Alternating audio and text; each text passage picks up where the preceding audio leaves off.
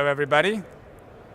Let's get started here. My name is Matt Ferris. I'm the VP of Analytics Group at Decentrix, ad tech company focusing on cross-media advertising. A little bit about me: 10 years of experience in the media industry, 15 years of experience in marketing in particular, and my background is really coming from optimization and analytics. So I want to talk to you guys a little bit about frictionless trading. And what does that mean? Well, it's really a concept of how we can make advertising dollars flow through the supply chain as simply as possible.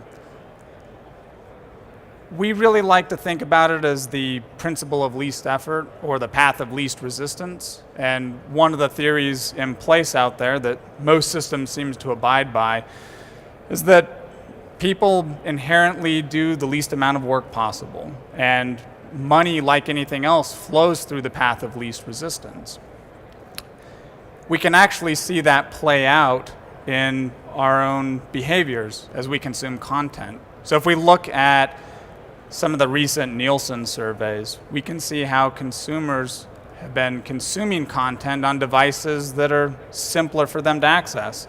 We see consumer behavior shifting more towards smartphones and tablets. You probably experienced this yourselves, moving away from some of those other traditional mediums.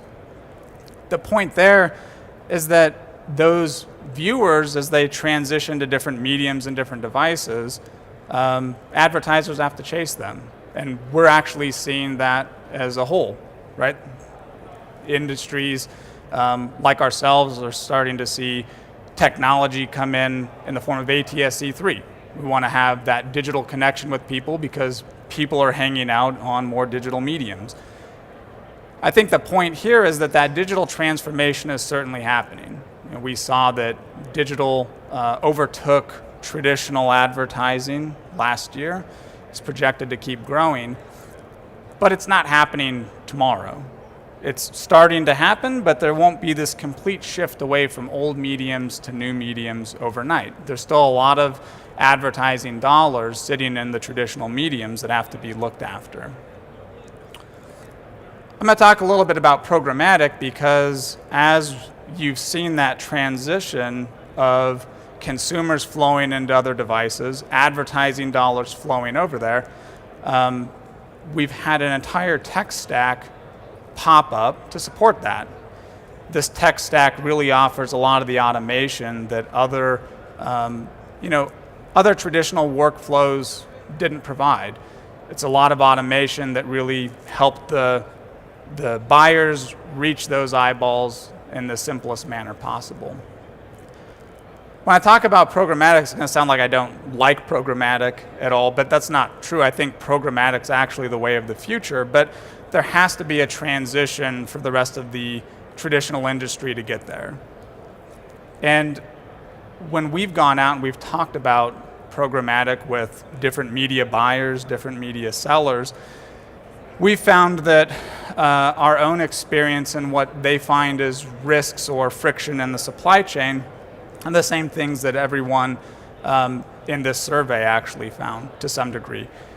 In particular, we really found there were a few things that were highlighted. Lack of transparency around the media buy itself. Brand safety has been a huge issue. Ad fraud, something that is growing. Aligning the KPIs with existing business. So how do you even know that a technology like programmatic, when you're actually getting eyeballs at the end of this, how do we know that's effective from a marketing standpoint? And then there is some hidden cost in here. It's starting to become more overt, but the cost of third-party technology has been considered an ad tax, an ad tech tax. So let's break this down a little bit. Starting with the cost of it. So what does it actually cost to run something like programmatic? If we look at how dollars move through the supply chain, this was from the ANA, the programmatic fog report. They broke down how dollars were funneled through the supply chain and where they disappeared at every step of the way. And we can see that in the programmatic supply chain, you're losing 46 points on every dollar, essentially. They have some more aggressive estimates out there, but this is actually a pretty good marker. So you have to think about what those 46 points are getting you in that transaction. If we think about it in the transparency side of this, a lot of people don't even know what programmatic really means. They're not really sure what type of marketplace they're actually buying in. They're not even sure how to win an auction because they don't know what kind of an auction is. Is it a real-time bidding auction? Is it a header auction? Where does that actually fit? We're seeing a couple of things in particular fall out from this. One, a lot of buyer collusion. So game theory tells us that coalitions will form. People will try to game the system the best way they can. We're actually seeing that a little bit. We also see that because it's a technology problem, we're seeing consulting firms becoming more prevalent in media, especially on the buy side, because people need to figure out how to actually win auctions and how to game the system. They're trying to drive rates down against the sell side. So we've got a cost sitting here. We've also got a challenge of figuring out how to play the game because the rules are shifting around a little bit. What comes along with that, this is probably one of the bigger things I hear from the brand side is the brand safety issues. Just a couple of headlines clipped from the news the last 18 months. We can look at the recent YouTube challenges for some brands. We can look at Procter & Gamble cutting digital ad spend. We can look at Unilever making similar threats. I think the real point of this is that the digital tech stack has some growing up to do still in terms of what it can offer in terms of brand safety. I think there's good progress being made, but I think the quote from Publicis actually hits it home. They're suggesting that those premium video marketplaces that can actually offer brand safety is something that should be considered. There's an opportunity there. But there has to be a mechanism to make that easier. And that's where we're going to keep talking about with the idea of frictionless trading. If we look at measurement and ad effectiveness, a couple more headlines from the news. Last year, Adidas suspending Facebook ads. They weren't really sure whether or not the right target was even being reached. In the UK, Nielsen did a survey and found that only 47% of the time did the ads actually reach the people they were intended to target. So you have some efficacy concerns as well. Addressability is a great mechanism to reach people, but it may not be quite as effective as everyone thought. We can also look at some of the other challenges with measurement because as you're reaching those people, there's a substantial amount of growth in both VPN markets and ad blockers. We've all seen some of the recent headlines from Google and Apple limiting the ability for third-party targeting. A lot of this is going to change the face of how programmatic actually plays out. One of the bigger issues that we hear is that assuming you've reached the right audience, you have to contend with fraud. In the Pixelate surveys recently done going into last year, it was 17% of all programmatic impressions are fraudulent. They just upgraded that for the 2019 Q1 report to 23%. So if you kind of put some of these together, you're paying a significant tax to reach people. You're reaching about half of them. The half that you reach, a quarter of those are actually fraudulent impressions to begin with. So that supply chain chart that we looked at a little bit earlier, it's not quite accurate because that probably doesn't account for ad fraud and the actual missed targets in the first place. Those are the types of things that actually drive a publisher's rates way up, and that diminishes their purchasing power at the end of the day. They're getting a lot less for what they're spending, but those dollars don't actually flow down to the publisher. If we look at the marketplace response in all of this, we actually do see that brands are starting to retreat to safer mediums. You see household addressable, linear addressable as a new medium that people are investing a lot of dollars in. This isn't just simply a shift of dollars from traditional linear to linear addressable. Well, that's certainly part of it, but we're actually seeing dollars moving from digital, traditional digital, pure digital plays into this type of medium, because it actually does offer some of the addressability you're looking for, but it offers some of the safety mechanisms that have always existed in those safer mediums. We also see sell side investing a lot more in ad tech, particularly in yield optimization, to make themselves behave a lot more like an SSP. So they want to have the same yield optimization capabilities over their traditional inventory that they have really offered to remnant inventory, stuff they couldn't sell. You'd have to ask yourself, why would you only apply rigorous yield optimization techniques to the stuff that you can't sell and not to the stuff that you consider premium content at the end of the day? Now, it's not all lost for the digital folks as well, because we're seeing that digital is starting to incorporate some of those safety mechanisms. But we're seeing them starting to behave a little bit more like the traditional workflows in some cases. We're starting to see more dollars shift into private marketplaces, so direct deals with safe brands that they trust. We're also seeing some of those improvements in auction transparency. Think first-party auctions, making the market rates more transparent. Those will go a long way, but they actually start to look a lot more like direct sales models that have been around for quite a while. And then we're also starting to see fraud prevention techniques popping up. They're getting more aggressive with that. We see that as kind of an equilibrium.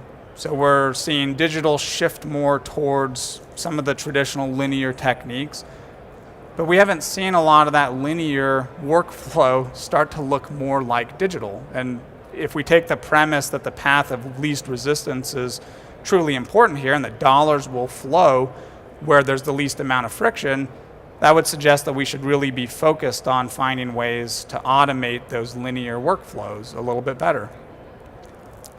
So what is frictionless trading? Well, quite frankly, it's just a philosophy, a methodology for allowing any private marketplace to manage all of their ad sales inventory in their own ecosystem and offer it to prospective buyers. So can you make your ecosystem feel, behave, and transact more like a marketplace like programmatic, but can you do it in a way that offers all of the brand safety, the transparency, and more importantly, the rate protection?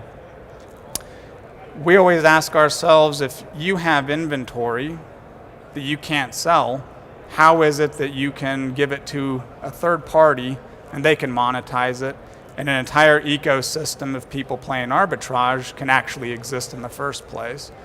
We would suggest that as more and more sellers invest in SSP technologies, starting to yield optimize their own inventory, they're going to be able to offer that directly to the prospective buyers. If we look at that programmatic tech stack in a little bit more detail, then we can kind of start overlaying some of those cost metrics from the supply chain. So we can see that about 22% of this is on that buy-side transaction, 18% was focused on SSP technology. And this is according to IAB at this point. If we compare that to the traditional workflows, we can actually see what that looks like in a simplified version. Let's look at what the traditional workflow actually was, though. You have buyers connecting with sellers via spreadsheets, napkin math, conversations, relationships, drinks, and all of that stuff. And then we have a whole process on the sell side between these different siloed departments. The buy side is not quite that simple, and that's a little bit of a trick with programmatic, is it's really not that simple. A global media agency looking after a brand is going to have one of these workflows for every medium they're looking for. There's an entire team of people focused on programmatic buys. There's an entire team focused on linear, outdoor, you name it. So you can have multiple people within an agency or brand group talking to the same person on the sell side or the same organization, and you have to go through each of these workflows a little bit differently. if we compare that programmatic side to the cost in that traditional side, just based on conversations that we've certainly had with different media sellers and buyers, the consensus amongst a lot of the groups we've talked to is that the traditional costs are probably closer to 6 and 9% when you factor in commissions and things like that. That's something that's also not really prevalent in the programmatic spaces. You don't talk about some of the commission activities or what the actual cost is for the buyer. They're looking at costs that are substantially higher to run programmatic teams than to get the traditional linear guys in that can do some of this business. So if we look at those different pieces again, we've got marketing groups on the buy side, connecting with the sales groups, talking to planners. This is all on the publishing side. We can kind of start doing a comparison. If you can collapse those workflows down, you can offer your inventory in a safe way to the buy side. You can really start compressing all of the middlemen in between the supply chain out, and a lot of cash starts to shake free. We think that with the programmatic tech stack, again, as reported by the IAB, you have a certain set of economics. You have a certain set of economics in the traditional buy-sell side of the equation. And then if you can start to automate that, again, frictionless trading, removing a lot of that ad tech out of the middle, because sellers can actually offer their inventory directly to buyers. You don't have ad tech necessarily in the middle that needs to facilitate that. Is there always going to be some technology? Is there always going to be an arms race to some degree? Certainly, but we would ask, do the buyers and sellers need to subsidize the ad tech industry to facilitate that? Or should they be investing in themselves and cutting a lot of the middlemen out to actually offer this in the most efficient way possible? And that concludes what I wanted to chat with you guys about. So thank you.